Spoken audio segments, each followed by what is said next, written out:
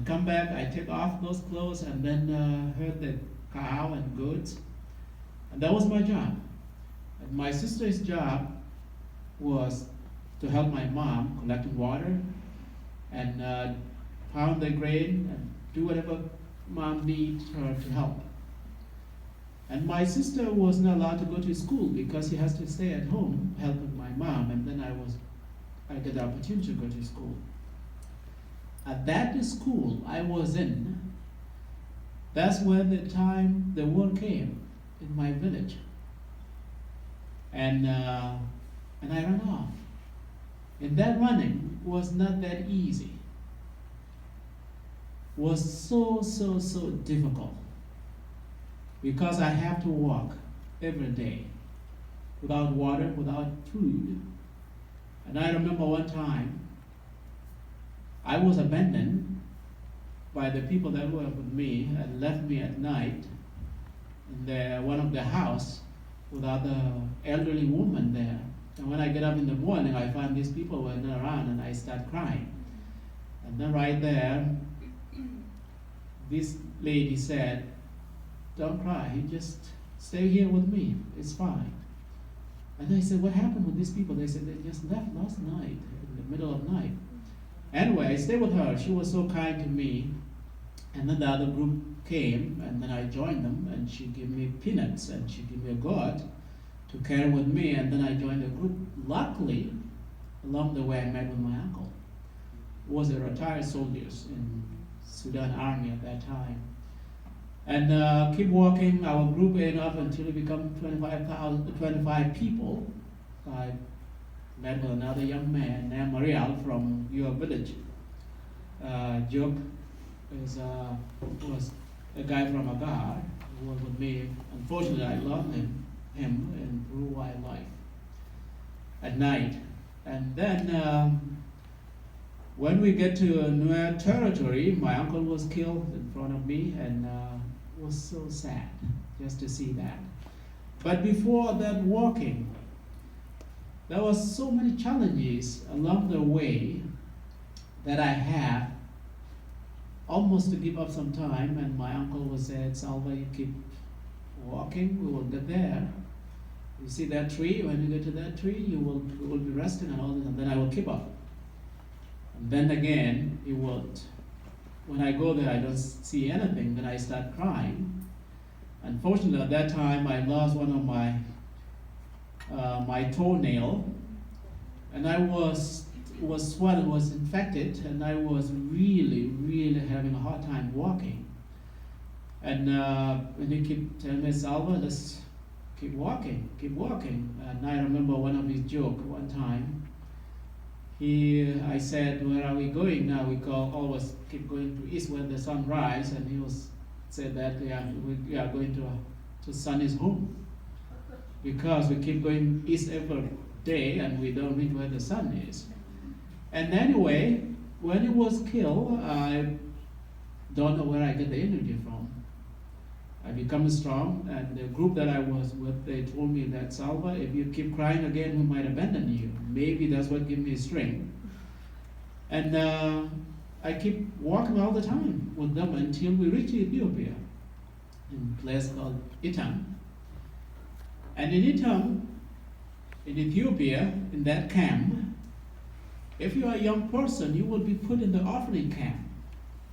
And if you are a girl, you will be put with other families, that husband and wife, in the foster care.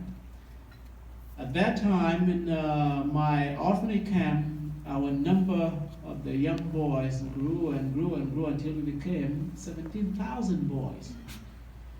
And I ended up leading one of the group, 1,500 boys. I led that. And imagine yourself, young boys alone taking care of themselves. Now we became a family, and we have to do anything that we can to help each other. Unfortunately, the Ethiopians getting their own civil war too. And then we were chased away. And now we had to walk back to South Sudan and then to Kenya. And when we arrived to Kenya, just my group alone, That 1,500, I almost lost 500 boys. We end up in Kenya, Kakuma.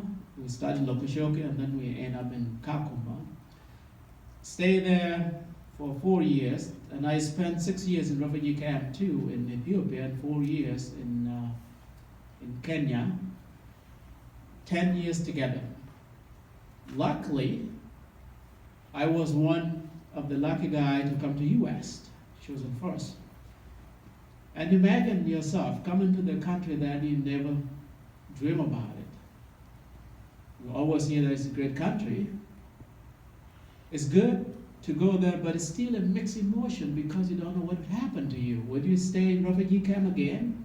Would you have a freedom? Would you be able to come back, or you will get lost forever? All these emotions were just in there, dealing with us. But the people that were bringing us there, they prepared us first with orientation.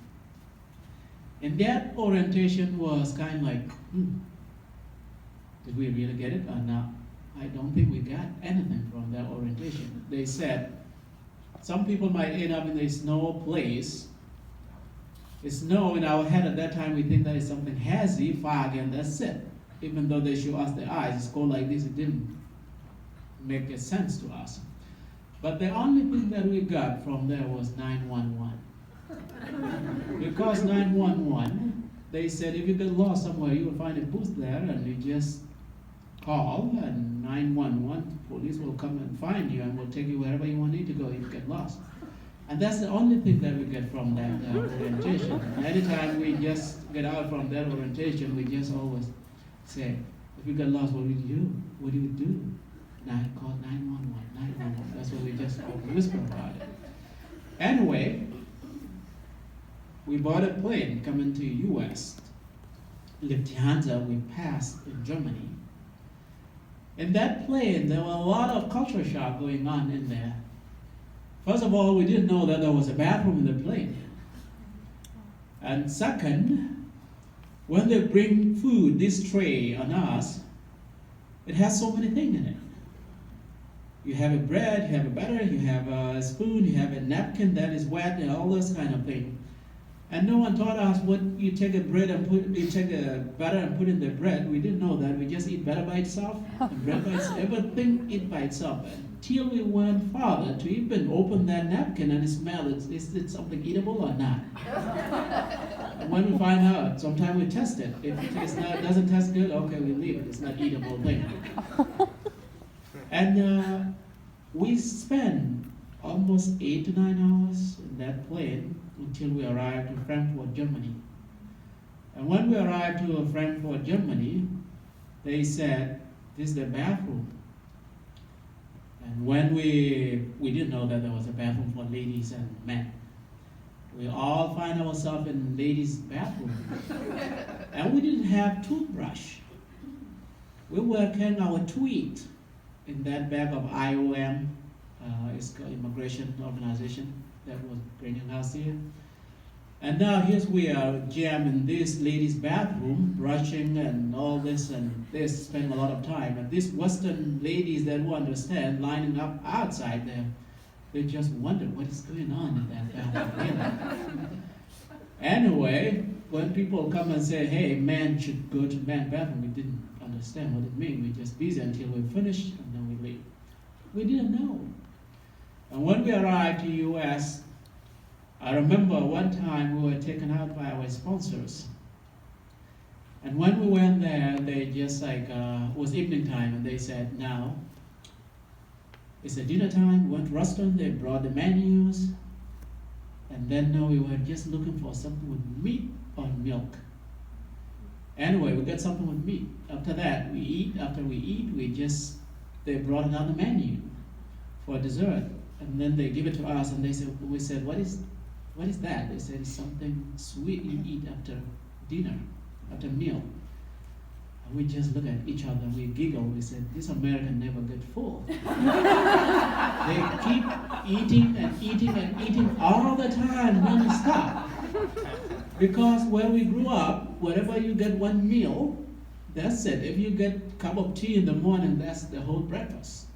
If you get a meal, that's it. And we didn't have that. And we don't even have a name for dessert. Guys, do we have a name for dessert in our language? No. We don't have that because it's something that we didn't know. Anyway, we went to our homes, another nightmare. Now, this is American house. And that house was so overwhelmed. First of all, opening the door and look for where the switch light is to turn off the light. And here's the telephone that you need to use. Here's the microwave that you need to adjust with the number that you need.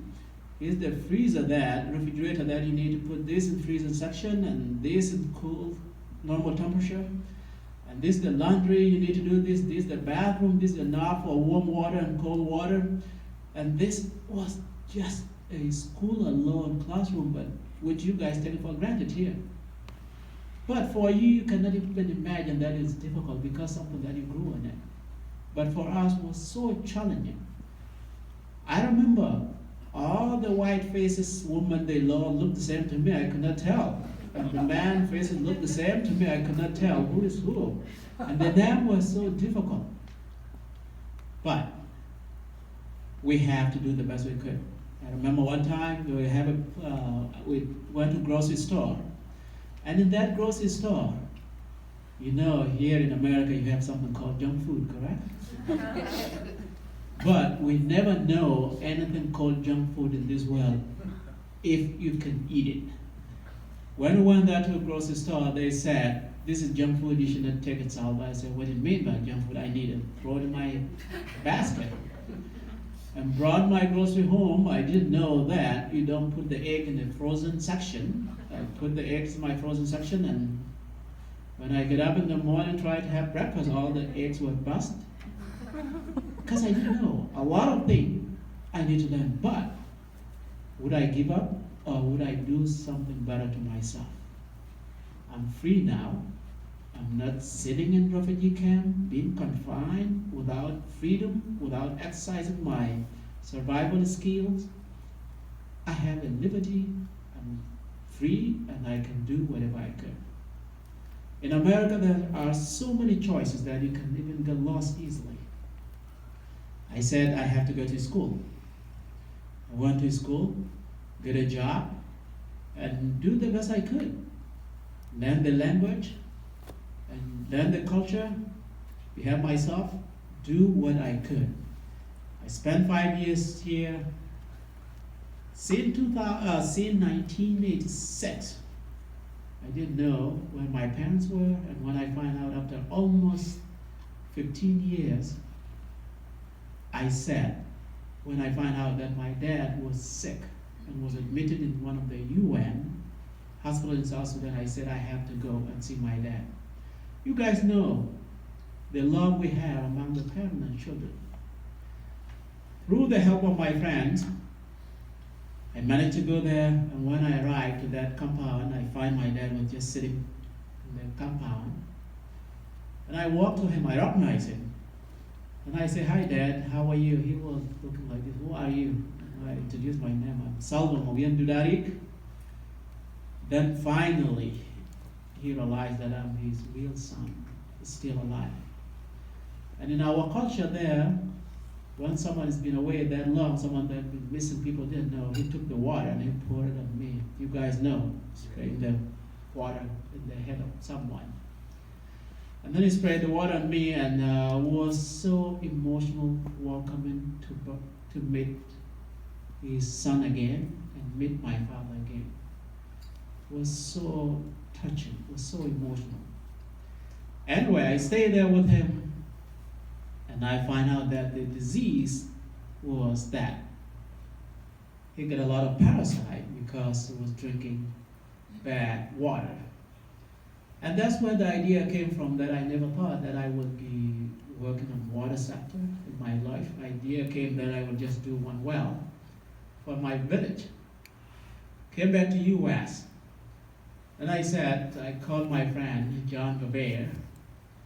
I said, John, I really have something to drink that I need to do.